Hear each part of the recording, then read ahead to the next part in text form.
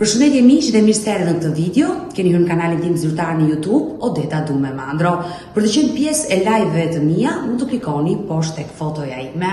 Dhe në fakt ditën e sotme, në live-in tim unë do hap dritaren për një 14 vjeçare, e cila fatkeqësisht nuk ka njohur babain e saj. Ishte vetëm 3 vjeç kur prindët u divorcuan dhe e ka takuar vetëm 2 herë në jetë babain, ka qenë klasë parë kur e takoi për herë të fundit dhe sot kjo 14 vjeçare po përballet me refuzimin e tij. Do të hyj këtu në live me Odetën, padyshim që imazhi i saj do të jetë i mbuluar, për t'i përcjellë një mesazh babait dhe më pas do të kem nënën e saj. Erlinda, përshëndetje nga Tirana. Përshëndetje. Si jeti zemër? Shumë mirë. Mirë, do të pyes për moshën, sa vjeç je? 14. Duke ditur që je 14 vjeç, imazhi jot do jetë i mbuluar. Po. Përpara se ta fillojmë bashkë të intervistë, thjesht po të njoftoj që imazhi jot do jetë i mbuluar. Rregull. Dje në mbrëmje, teksa po lexoja mesazhet, hapa mesazhin tënd dhe e lexova të gjitha të mesazh dhe u preka kur në fund shkruaj një 14 vjeçare emri jot dhe që luteshe ta lexoja këtë mesazh dhe të kam kthyer përgjigje menjëherë që sot të dyja do lidheshin dhe do ishim në këtë live. E dashur, ju babain tuaj e njini? Po. Mund të ma tregosh të histori, sepse ai sa ti di, ai është larguar është nga nëna juaj dhe ajo që kuptova nga mesazhi, ai nuk kujdeset për ty. Jo, kur unë kam qenë 3 vjeçë, prindërit e mi janë divorcuar dhe kujdestaria u dha mami. Ndërsa babi kishte pagesën ligjore që duhet tipte pagesën ushqimore, në bazë të vendimit të gjykatës. Po. Dhe nuk më mirëte në telefon, nuk më fliste dhe gjithmonë unë hapja ryshme për t'i folur dhe për t'u dhënë pagesën, por përsëri nuk më bënte blok. Dhe gjithmonë më gënjente, jam në Itali, jam në Austri, sot do vi në Shqipëri, nesër do vi, domethënë më gënjente, domethënë talleshem me pak fjalë se kjo është e gjitha dhe para 2 vitesh, domethënë mami ka 2 vite që ka thyer këmbën dhe neve aty ram ekonomikisht, sepse mami punonte dhe mësinte të ardhurat mua dhe që kur mami dhe unë isha detyruar të hapja një Facebook tjetër për të shkruar dhe prapa ai nuk më ktheu përgjigje. Fola para 3 ditëve me ata në një Facebook që hapa përsëri një të ri dhe më tha që okay, do të nis pagesën ushqimore, më shkruajti të nesërmen që unë jam në Austri dhe në 30 vi në Itali, ndërkohë që ai është në Itali. Dhe mua vjen keq që dëgjoj historinë tënde që një baba bllokon të bien në çdo adresë të mundshme dhe ti detyrohesh të hapësh adresa të reja në Facebook që ai të përgjigjet.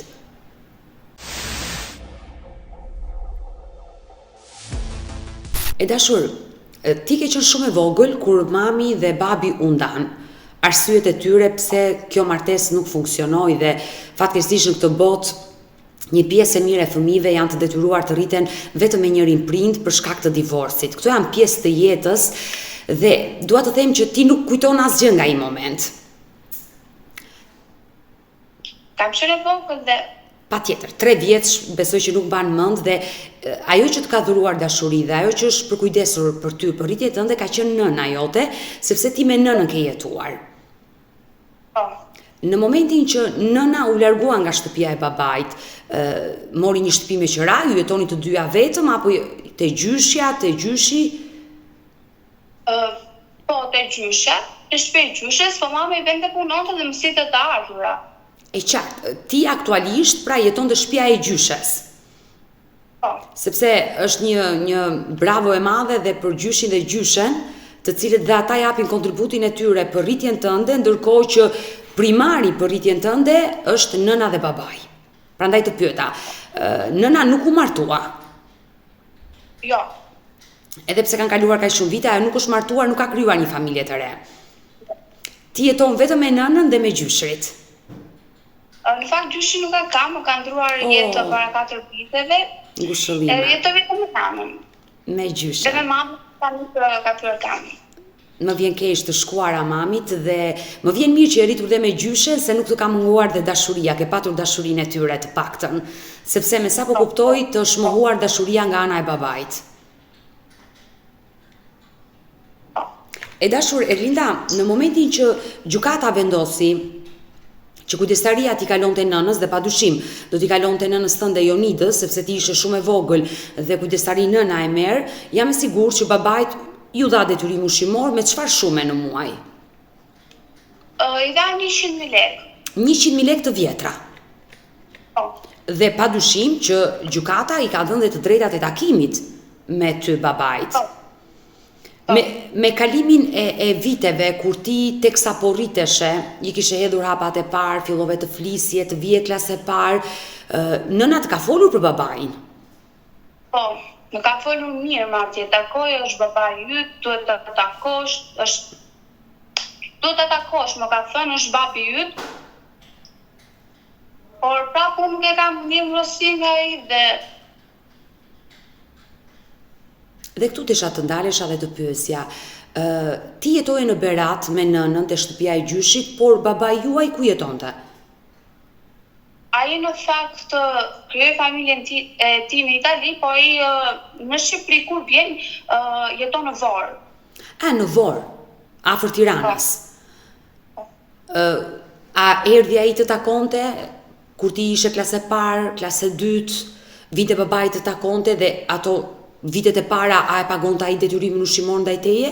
Jo, ai nuk ka paguar. Nuk ka asnjëherë takoj fare. Sa herë ke takuar babain tënd në jetën tënde? Vetëm 2 herë. 2 herë? Po. Që të thot, ti vetëm e njeh pamjen e tij, por jo se e ke ndjerë. Se ka marrë vështirë dhe dashuri nga ai.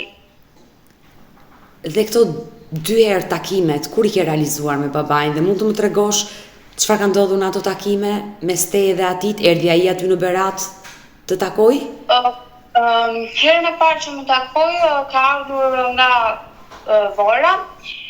Më ka nxjerrë tek një park, te një lokal kemi pirë diçka, domethënë, edhe më solli te shtëpia, po në ato moment isha fëmijë dhe nuk e kuptoja atë ndjesinë që do thoshte, po isha e lumtur në atë moment. Po përsëri ai vazhdoi me kutijat, që nuk fliste, bënte blok, dhe përderisa ai më bën blok, atëherë shënë si ka gjërat që mund të ketë bërë.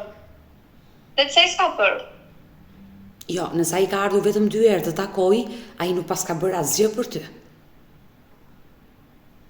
Të la 3 vjeqe, ti sot je 14 vjeqe, kanë kaluar plot 11 vite. Po. Por hera e fundit që e takove babain, mund të ma tregosh takimin e fundit? Sa vjeç ke qenë? Ka qenë klasa e parë, ka qenë klasa e parë. Pse Ka qenë 6 vjetë. Për herë të fundit e ke takuar kur e qenë klasë e parë? Po. E të mërshme. Mund të më tregosh të takim? Ka ardhur këtu te shtëpia, kemi takuar këtu te shtëpia, dhe më pas ka ikur. Vetëm kaq? Po. Kujton ndonjë fjalë të tij çfarë të ka thënë? Apo ndonjë përqafim, ndonjë puthje të tij? E kujton? Jemi kurere, jemi takuar poshtë, domethënë të tëra poshtë. Dhe mbas kemi ardhur këtu lart, kemi folur, por nuk është se më mend se kam qenë dhe e vogël dhe. Pra, ai të ka takuar 2 herë dhe për herë të fundit ka takuar kur ti ke qenë vetëm 6 vjeç në klasën e parë. Sot që ti je rritur e dashur, je bërë 14 vjeç, je një adoleshente dhe të uroj shumë suksese në mësime. Sot që ti je rritur, besoj unë, dyshoj unë, ti fillove ta kërkosh. Dhe u përballe me refuzimin e tij. Po. Por në momentin që ai të bllokoi në Facebook për herë të parë dhe kur arrite të kontaktohej, si ta justifikoi bllokimin, sepse është e pakonceptueshme një baba të bllokojë të bijën e vet. Ai gjen justifikim me kështu. Unë nuk të njofa aty, më erdhi domethënë njoftimi që më kishte bërë dikush shtesë, po unë nuk të njofa dhe unë thash si nuk mund më njofësh ti mua, po aty lexon emrin im dhe fotoja ime. Dhe çfarë të tha? Nuk e njofa dhe hoqa. Po mirë, një numër telefoni nuk ta e babait ty që ti të komunikosh? Po kam. E madje ja kam dhënë edhe Instagram që më shkruaj, prap nuk më ka shkruar. Ja kam dhënë edhe numrin dhe prap nuk më ka shkruar, ose të marrin telefon të paktën si je. Kjo gjë të lëndon? Po.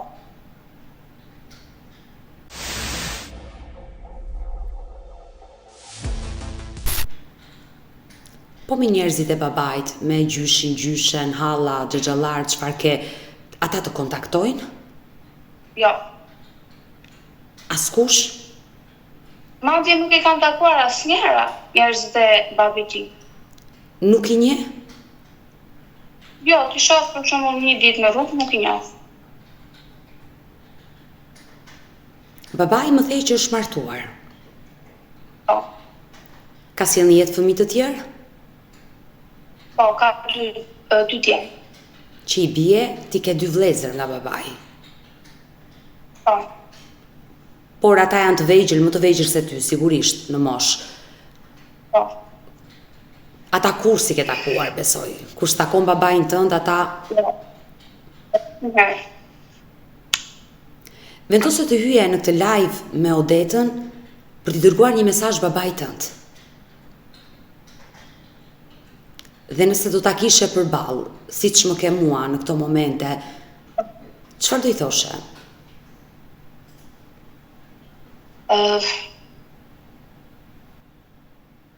Unë ja kam thënë dhe atita gjithmonë që nuk është se ka qenë baba për mua, sepse babai çfarëdo situate që të ketë bëhet, domethënë, shkatron çdo gjë për familjen e tij që ta takoj. T'i japi pagesën ushqimore, që ta përshafoj. Unë për shembull më mbaj mend që të kem një përshafim nga ai dhe dashurinë që është mbi të gjitha më e rëndësishme që një fëmijë të rritet.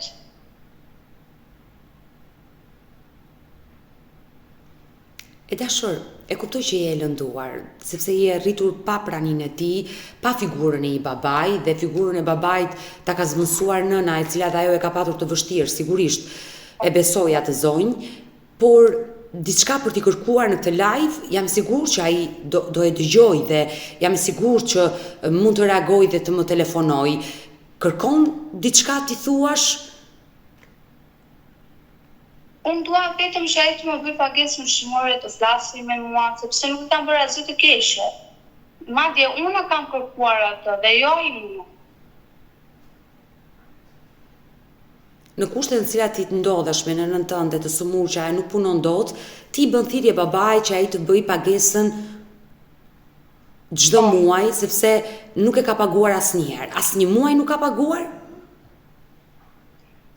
Vetëm ka treguar gjithsej vetëm 5 herë dhe nuk ka treguar 100 lekë, por 50. Dhe nuk e ka treguar në emër të mamit, e ka treguar në emër të nënës.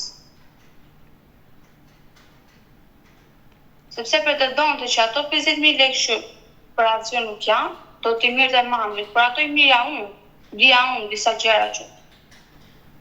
E dashur, ato lekë padyshim që do t'i menaxhojnë nëna jote. Se ti je e vogël dhe ndoshta jo shumë gjëra mund t'i kuptosh, por je 14 vjeç dhe besoj dhe më kupton. Ai është një detyrim ligjor që ai duhet ta pagojë çdo muaj, e ka për detyrë.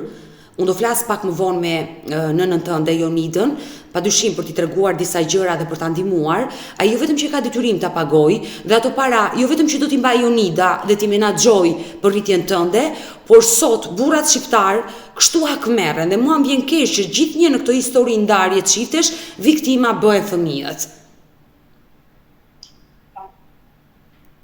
Dhe më vjen keq sinqerisht dhe për ty, por je mësuar me mungesën e tij, kështu që dukesh që je një vajzë e zgjuar, një vajzë e fortë që edhe për pak vite do dalësh në jetë dhe gjëra do t'i zgjidhësh vetë. Po. E dashur Elinda, çfarë klase shkon? E 9-ta. E 9-ta.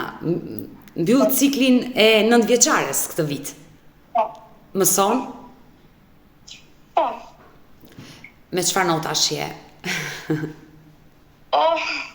7-8 aty.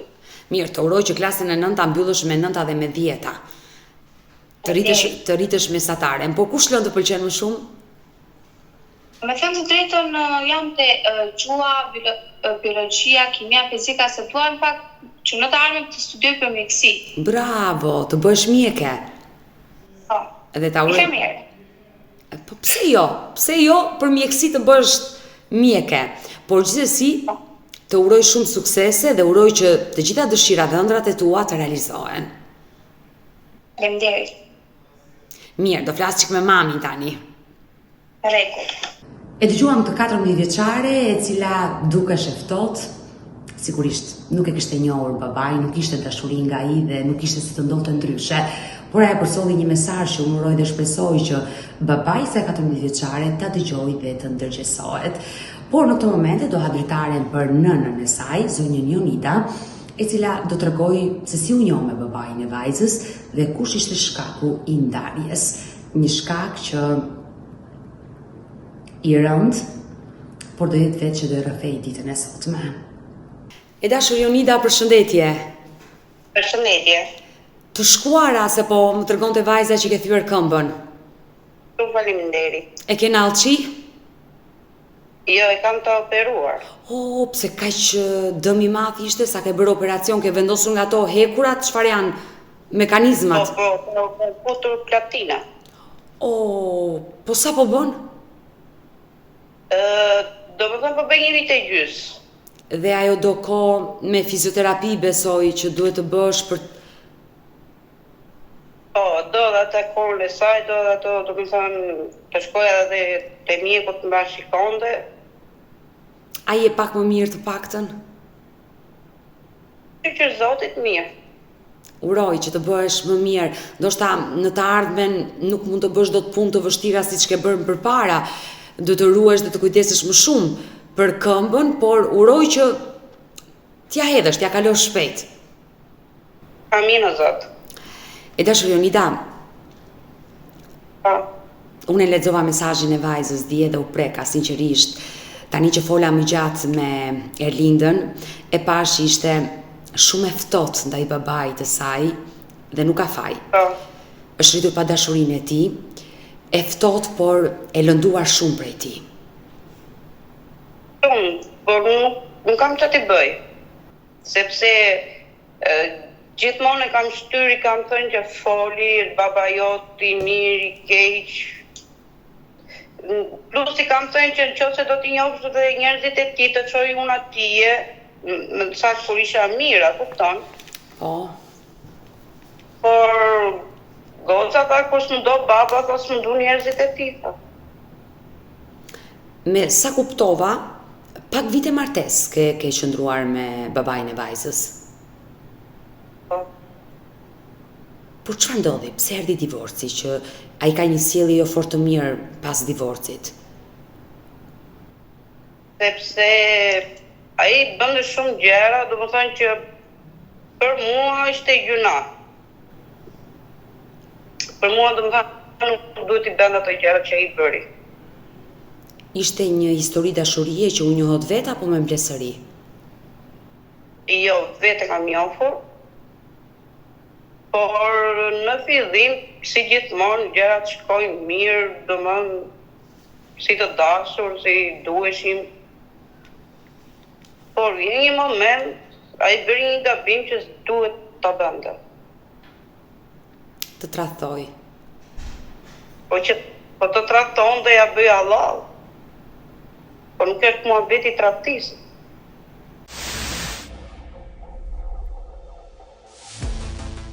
Akoma më e rënd? Po.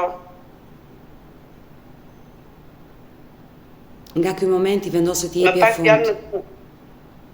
Me pak fjalë më të shfrytëzonte me tjerët, donte të më shfrytëzonte me tjerët. Ka dashur të bëj tutorin me gruan? Jo tutorin me gruan, do më thënë të më çonte me tjerët me lekë. Që ti të bëje punojsen e seksit në rrugë dhe ai të fitonte para. Po. E të mërshme. Por njerëzit e ti, i zhvjeri, ishin... Nuk din të asnjërin ata. Por si ta kërkoj këtë gjë? Nuk e kuptoj dot. Burrit ja kërkoj gruas. Se di, nuk kemi të parë, thoshte ai, nuk kemi të fundë që ti të arish ta bësh këtë gjë, po unë nuk e pranova. Dhe ke bërë gjën e duhur.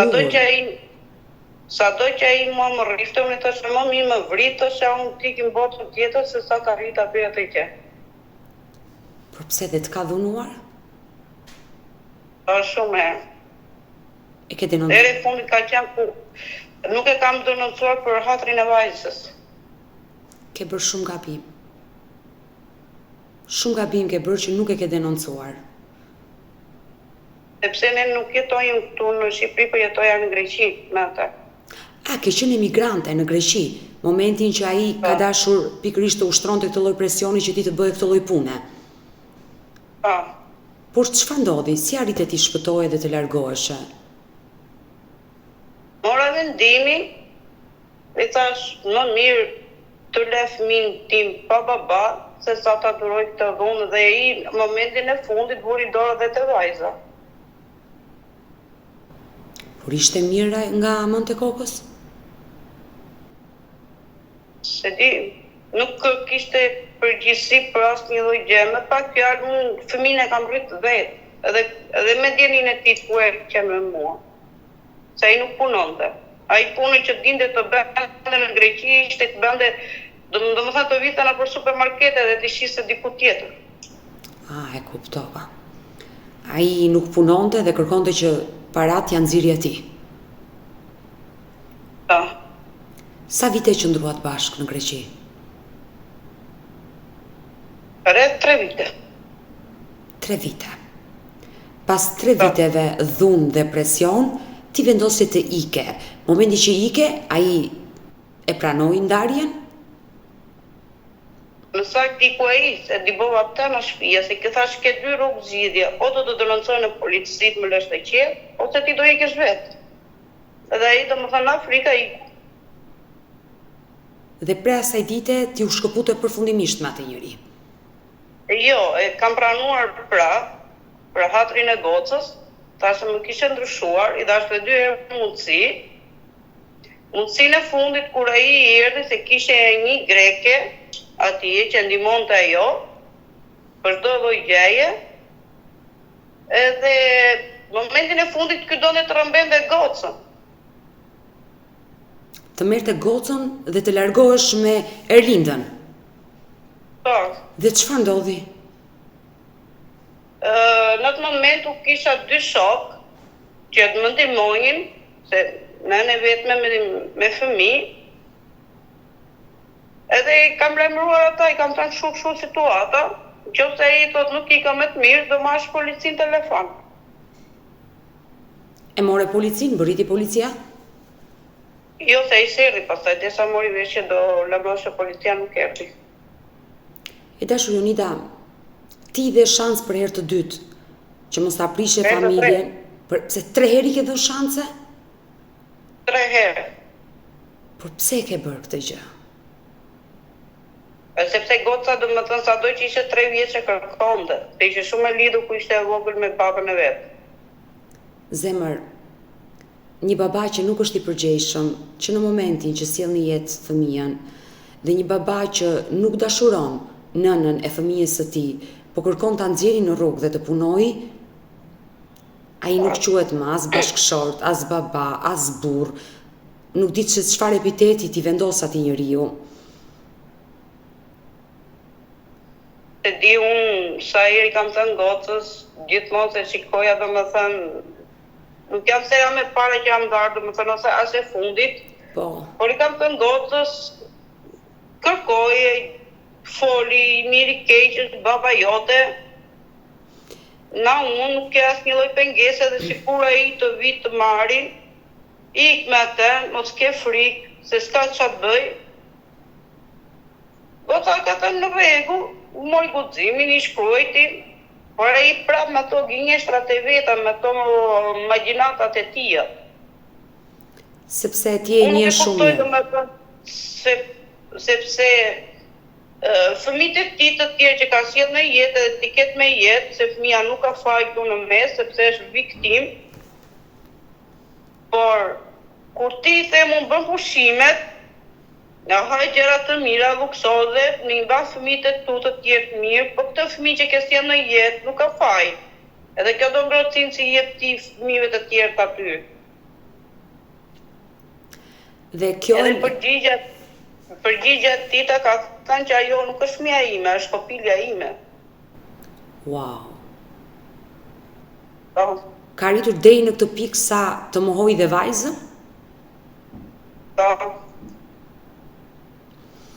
E dashur Jonida, ti pas ke jetuar disa vite në Greqi dhe gjithçka ka ndodhur në Greqi, edhe ndarja me babain e vajzës, i dhe shanse 3 herë, dhe 3 herë që e qaste në shtëpi, ai vazhdonte me të njëjta gënjeshtra, me të njëjta presione dhe të ushtronte dhe dhunë. Po, të njëjta, nuk ishte bërë ndryshim për asnjë lloj gjëje. Momentin që vendose të jepje stop kësaj martese dhe e dobove dhe nuk e qaste më në shtëpi, si vazhdoi jeta jote në Greqi me vajzën, apo nuk qëndrove? Jo, qëndrova rreth 1 vit e gjysmë në Greqi. Pastaj mora guximin që të punoja, sepse unë pagoja dhe gruan. Dato. Kisha dhe qeram, drita, ujë dhe me një rol pune, unë nuk ja dilja dot. E qartë. Se është shumë e vështirë, do më thonë që të kesh dhe dadët për fëmijë, do më thonë e besoj. Kujdese, sepse shteti po të njëjtë vesh, policë grek, do më thonë që fëmija rrinte vetëm në shtëpi, mundë ma mitë shteti. Është fatale, edhe vetë si nën nuk do rrije e qetë në punë ta lije vajzën vetëm, dhe ishe detyruar që të punësoj një dado dhe të gjitha këto janë kosto, e kuptoj qartë. Po. Edhe pastaj mora vendimin, tash mami ta çoj te nëna në Shqipëri, te mami im, edhe t'je me lirë që të punoj dhe t'i tregoj të ardhurat. Ishte mundësia e vetme, e kuptoj që mund të bëje dhe nëna është ajo që të ka hapur derën dhe është kujdesur për vajzën. Falë Zotit, po. Vajzën e le në Shqipëri dhe vetë u ktheve në Greqi të punoje. Po. Sa vite qëndrove në Greqi? Derisa para se të kem. Ke punuar deri në vitet e fundit? Po. Me sezone. Me sezone. Ndërkohë, vajzat ka munguar për herë. Ajo rritej, dashuria ishte më e madhe, besoj, kur ti isha andej, ajo këtej, por... Po ishte gjë e mirë, do më thënë sa herë më kërkonte unë i vija. Rria 2 ditë, 3 ditë dhe i kja prapë. Të besoj. Ajo është drita e syve të tu, edhe ajo ty të ka. Shumë. Dhe keni një lidhje të veçantë, besoj, të ngushtë shumë me njëra tjetrën. Nënat me vajzat ka një lidhje... E dashur Jonida, divorcin ti e ke bërë me atës, sigurisht, sepse vajza më tërgoj dhe për vendimin e gjykatës. Divorci kur ndodhi, pas sa viteve, ndarje fizike me të? Bas 3 vitesh, kur ai kishe krijuar jetën, që i e ti, edhe gruan e dytë kishte 7 zane dhe ishte detyruar, do më thënë që ky të mirë ndarjen nga unë. Do më thënë ishte ai që e bëri divorcin se i duhesh për martesën e dytë. E kuptova. Ndërkohë, ti vetë nuk e vazhdove jetën. Jo. Ke 10 vite që je ndarë, dhe jetën nuk e vazhdove dhe ke vendosur që jetën t'ja kushtosh vajzës? Po. Është vendimi juaj, sigurisht, por sinqerisht më vjen shumë keq për shumë nëna të reja në moshë. Sa vjeç jeni, më falë që të pyes? 40. Je shumë e re. Je shumë e re për ta mbyllur jetën. E kemi mbyllur shumë akoma më të re. 29 vjeç që i bie ta kesh mbyllur jetën. Po. Por pse ky vendim kaq fatal për jetën tënde?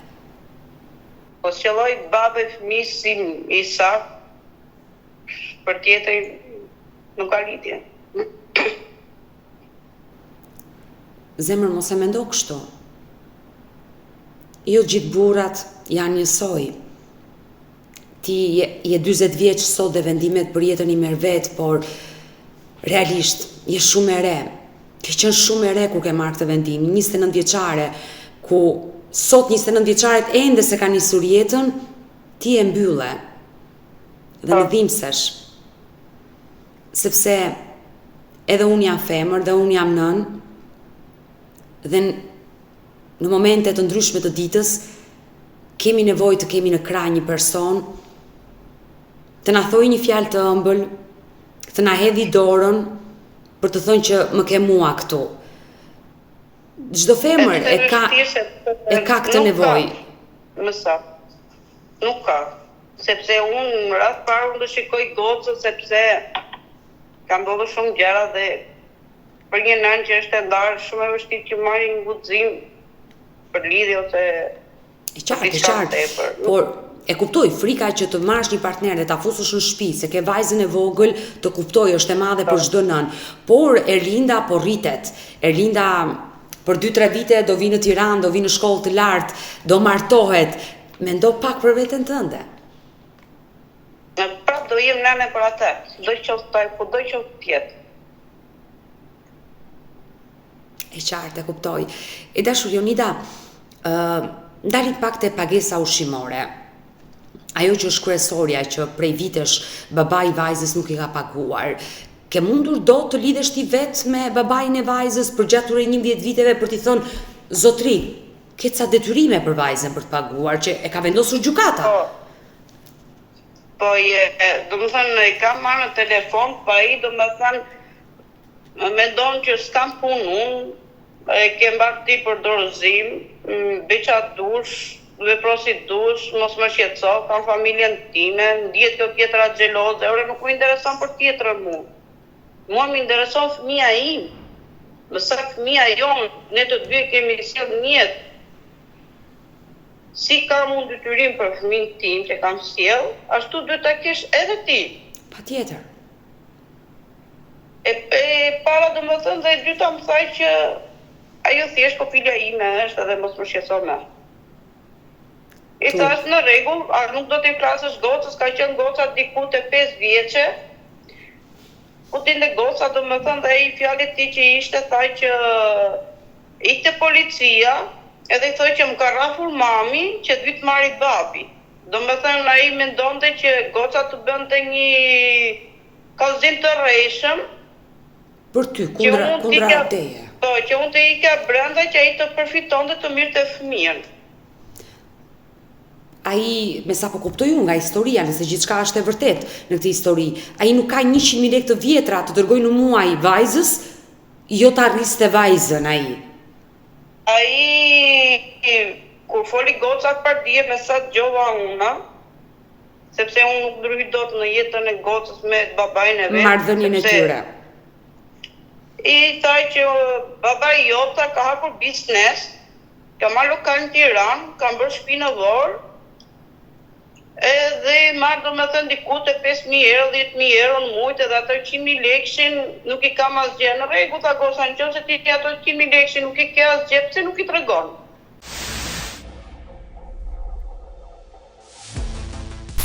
Bisedat e një babai me vajzën e turpshme. Një babai që thot kam biznese, bëj kaq lek në muaj dhe kujt po i mburrej vajzës së tij? Mizet. E turpshme. E turpshme, sinqerisht. Por i e drejtuar ndonjëherë zyrës përmbarimore? Sepse e dashur Jonida, ai ndoshta është i papërgjegjshëm dhe këto para si ka paguar asnjëherë. Pra, vajza ka qenë 3 vjeç. Vajza ka qenë 3 vjeç kur ju jeni ndarë. Sot vajza është 14 vjeç, ai ka gjithë këto vite që nuk ka paguar kontributin për vajzën, detyrimin ushqimor që ja ka vendosur gjykata. Duke ditur që ky zotri na pas ka biznese, na pas ka shtëpi në Vorë, na pas ka lokal këtu në kryeqytet në Tiranë, ti duhet i drejtohesh zyrës përmbarimore se ke një vendim gjykate ku shkruhet që babai filan fisteku e ka për detyrim çdo muaj të pagojë 100.000 lekë të vjetra të bijes së tij. Dhe zyra përmbarimore e thërret këtë zotri që të bëj pagesën. Dhe në momentin që ai nuk e bën pagesën, ai biznesi në Tiranë dhe ajo shtëpia në Vorë i bllokohet automatikisht nga zyra përmbarimore dhe ato para i kalojnë vajzës pastaj.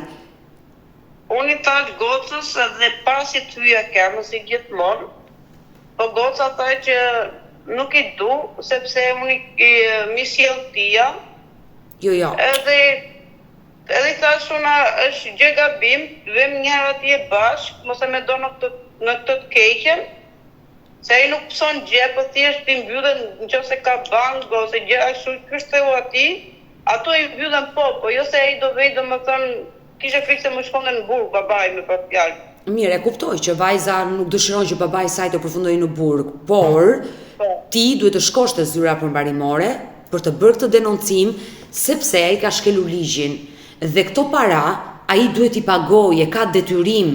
E dashur Jonida, nëse ti do ta lije vajzën në rrugë, ti do të hiqesh e drejta prindërore, nëse ti nuk do kujdesesh për vajzën, nuk do i siguroje ushqimin, shkollimin, veshjen, do të hiqesh e drejta e kujdestarisë. E njëjta gjë është edhe për palën tjetër. Kështu që nëse ai është i papërgjegjshëm dhe sillet në këtë lloj forme me vajzën, duke u mburrur se ka milionat, atëherë ato miliona ja merr përmbaruesi dhe ja jep vajzës. Unë kam vajzë ka qenë goca diku te 8 vjeçe. Po. E kam marrë vetë atë guxilin dhe kam vajtur atje tek zyra që thua ti, me letrën e gjykatës. Po, vendimin e gjykatës. Letra e gjykatës që mua më ka ardhur në shtëpinë time këtu në Berat tek prindrit e mi, ka ardhur pa firmosur në gjykata. Po jo, se vendimi i gjykatës është, edhe sot ta kërkosh e gjen vendimin e gjykatës. Është vendimi, po nuk ka dhënë vullën, domethënë që ka mbaruar si vendim. Atëherë duhet të shkosh dhe të interesohesh. Kjo është një gjë fare e thjeshtë për tu verifikuar. Përderisa divorci ka ndodhur.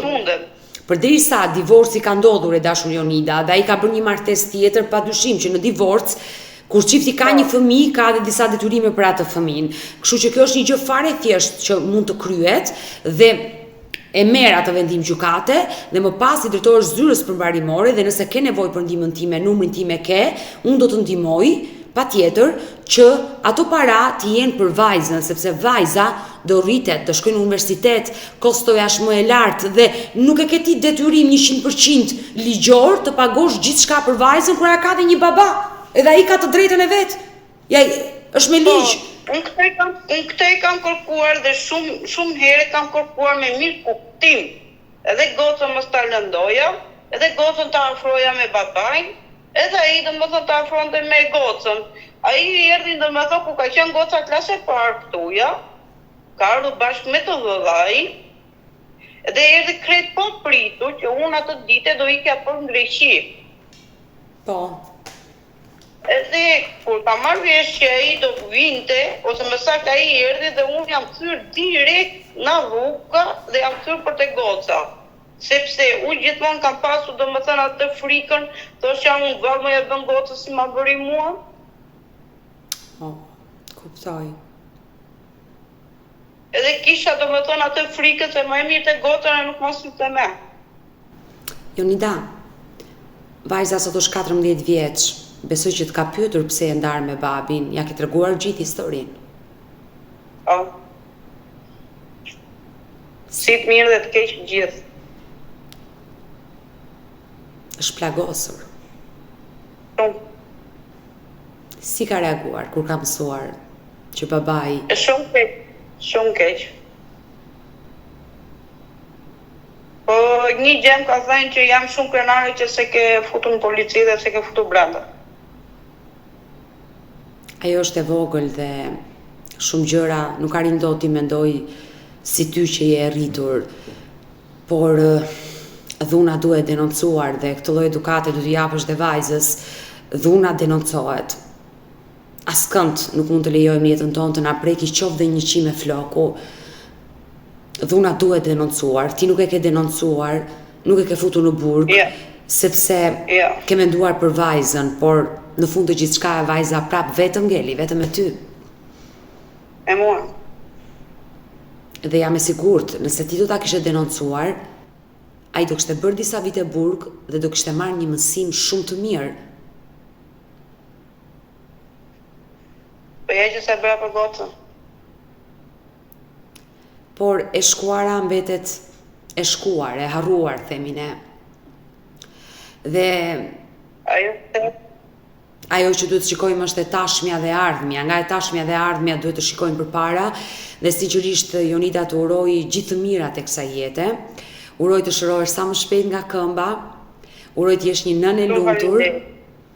Ajo vajza jote e bukur Erlinda të bëj krenare. Uroj të jesh një nën krenare për vajzën. Do zoti. Por ajo është rritur me vuajtje dhe besoj që do di që dhimbjen ta kthej në forcë për të ecur përpara. Do zoti. E urojmë, ta uroj me zemër, të bëhet një nxënëse e shkëlqyer, të mbaroj shkollën e lartë, të jetë e lumtur në jetën e saj dhe ti të jesh e lumtur kur shikon vajzën e lumtur. Unë atë uroj dhe atë kërkojt me ajo, për më thënë që të bëhet dikush për vetën e vetë. E vërtet. Po që ajo mirë edhe unë mirë jam. E vërtet. E vërtet, nëse kemi fëmijë të mirë, s'duam gjë tjetër. Jemi dhe vetë mirë. E dashur Jonida, nëse ish bashkëshorti jot, do ta kishe përballë. Çfarë do i thoshe sot? Doja t'i thosha këtë gjë që mos të flasi keq gocës për nënën e vet, sepse nuk jam nën e keqe dhe ai e di shumë mirë. Dua kaq kohë sa ai ta njohin ose ta ketë, nëse do që ta ketë në jetë, ta doj si fëmijën e vet. Që edhe kësaj mos t'i mungoj gjë. Sepse me të vërtetë u kësaj radhe jam dorëzuar, sepse po vetë avashava 2 vite, se po të kisha punë, të kisha të ardhme, nuk i kërkoja ndihmën e tita. Ashtu se ja kam kërkuar kur. Të besoj. Mirë, u preka nga kjo histori, u preka sinqerisht, dhe do vedemi të dyja bashkë në kontakt, dhe të urojmë më të mirat e dashur. Faleminderit. Të përshëndes dhe të përqafoj nga Tirana. Gjithashtu edhe unë. Miropafshim. Mirë të dashur miq, kemi ardhur në fund edhe për këtë live. Unë ju falenderoj që ndruat me mua deri në fund të kësaj video. Nëse dhe ju keni një histori për të denoncuar dhe kërkoni që të jeni pjesë këtu në live me Odetën, mos hezitoni të më shkruani në numrin tim të telefonit 069 99 55 698 që ndodhet poshtë ekranit tuaj. Por mund të më dërgoni mesazhe edhe në rrjetet e mia sociale, në Instagram dhe në Facebook me emrin Odeta Dumemandro dhe këto janë faqet e mia. Ndërsa këtu lart tek fotoja ime mund të klikoni dhe të abonoheni, të bëjeni pjesë kanalit tim zyrtar në YouTube, ku çdo paradite live ora 10 jam me ju. Faleminderit dhe ritakohemi nesër.